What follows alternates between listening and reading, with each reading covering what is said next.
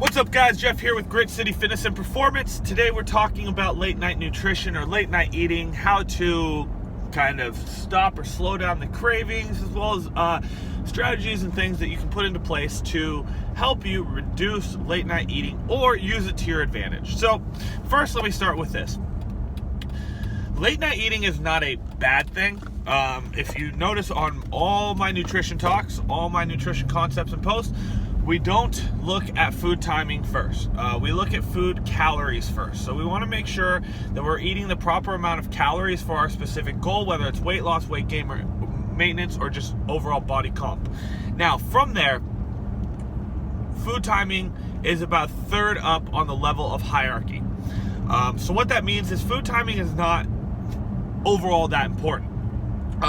It plays its role, but it doesn't play a significant enough amount of role to really look at it initially until you've broken free of hitting all your calories requirements on a daily, weekly, and monthly basis, as well as then worrying then about your macros and micronutrients. So those are the three things that we first need to look at. But once we start looking at our food timing, we want to start implementing strategies that allow us to eat better or make better choices, especially late at night. If you're like most individuals, late night cravings usually come in the form of binge eating, and I'm going to say binge eating as the word because binge eating comes from just the fact that you just grab whatever's available. So treats, snacks, whatever's left over, all those kinds of things. The other issue with late night eating is sometimes it's hard to digest depending on the foods they are. And sometimes it will throw off your calories. So one, if you're doing late night eating, nothing changes in regards to tracking. You still must track it. Okay, so that's tip one. Now, tip two follows right off top of that. Tip two is track before you eat. The reason I like the strategy of track before you eat, especially at late night situations like that, is because tracking before you eat stops you in your tracks from overeating, right? You've already seen exactly how many calories you have, seen how much you can eat, and it's already input. So match your actual eating to the calories and your breakdown that you've put in your food log. Okay. Third, rid yourself of pantry foods and garbage foods that are easy that you would normally slip to. Okay, so this one's a big trick for me. I know if I have it in the house, I'm gonna eat it. And so luckily my girlfriend does most of the grocery shopping, and that means we have about 3/4 of the food in our house that I don't like and I won't eat.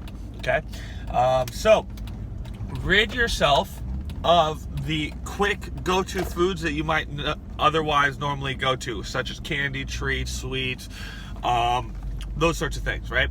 If you have treats, make sure they're very small amount of treats, or they're treats that are more on the healthier side or better option side or already trackable side. So those are things like protein shakes, protein bars. We have this Smart Choice popcorn at home, which is about 100 calories for a popcorn bag, so it's a quick and easy treat. From there, tip 4 for late night cravings is going to be drink more water.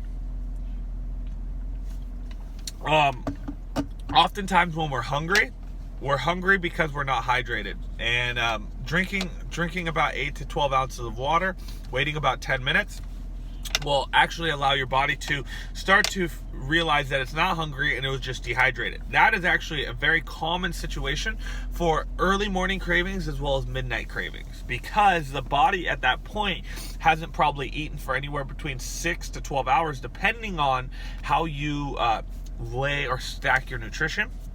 And that then causes the body to get hungry and stomach turns and stuff like that. So that's tip 4. Tip 5, eat a larger meal before at dinner or before bed, or a before bed treat kind of thing. So my go-to is eating a larger meal at dinner time. That way I'm fuller longer.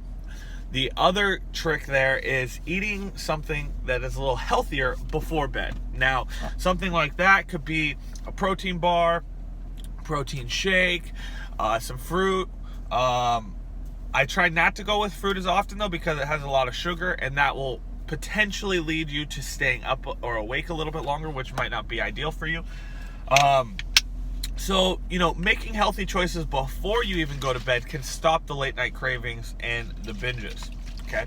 And then, those are pretty much my main go-tos, my 5-6 main go-tos for late night binging. Now, each person, again, is going to be different. Your reasoning for why you're doing it is going to be different.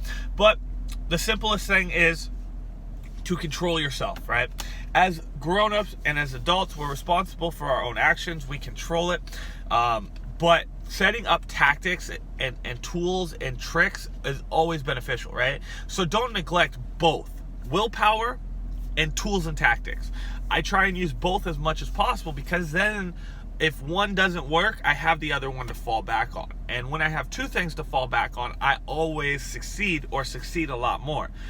So those are my tactics for reducing or eliminating late night eating, cravings, stuff like that, as well as staying better on track when doing such things, because they are going to inherently happen. So we try not to say don't do something, because when we don't want to do something, we tend to fall victim to that action more often. Instead, we just try and regress it, we try and adjust it, and we try and work through it in better ways to either eliminate it in a whole, or eliminate it predominantly throughout the week or months, and then have it here every once in a while. So there you go, guys. If you have any questions on that, comment below. I'd love to answer anything else you guys got, or help you guys figure that out a little bit better. But those are, again, my go-tos that successfully help me, help everybody else that I've worked with that implement them. So, again, the other thing about these tips and tricks and tactics, guys, is they must be implemented. Because I can give you guys all the tools and tactics I've ever done, anybody else has ever done, and every successful person has ever done. But if you don't do them, they're nothing more than just words that are coming out of my mouth. So, that leads me to this last point. And this last point goes off of an email that I wrote recently, and that email was, why do stupid people succeed more? And the whole thing behind it was stupid people, I'm saying stupid people, but stupid people, the ones that lack knowledge, information, and are not as smart or well off as you, succeed more for one simple reason, and that's because they know less information and take more action. So don't get bogged down by continuing to learn more and more steps and what to do. Simply do what I just told you, and then get better from there. So that will be the game changer for you guys. That will lead you to have better results. That will lead you to have more optimal nutrition around the bedtime and late night binges and eating. And overall, hope those tips help you, and hope you guys have wrote them down and will implement them starting tonight or this week, so you can succeed better. Take care.